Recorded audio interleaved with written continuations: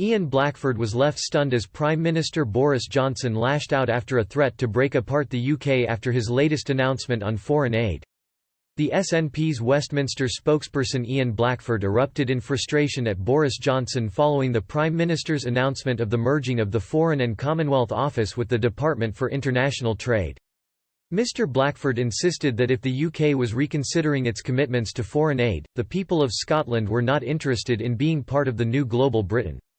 Mr. Johnson quickly retorted that the UK would be able to do more good to combat poverty across the world with this new department.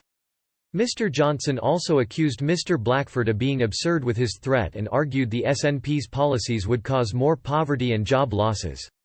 Mr. Blackford said, "The Prime Minister and this UK government are using the cover of a terrible pandemic to rip apart the UK's structures for international development and humanitarian aid at a time when we should be standing with the world's poorest, acting as a beacon of hope."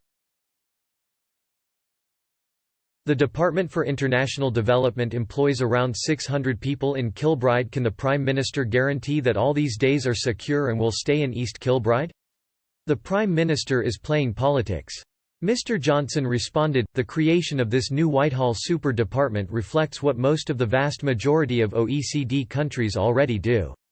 We are integrating our foreign policy and our massive development we are going to increase it. We are going to make sure we do even more to tackle poverty and deprivation around the world."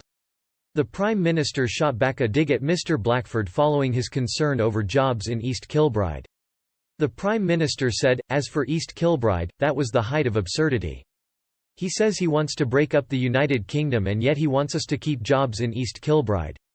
I can tell him, of course, we are going to keep those jobs in East Kilbride, of course, we are going to support the work of those fantastic people. Ian Blackford, by his policies, would, of course, throw that away."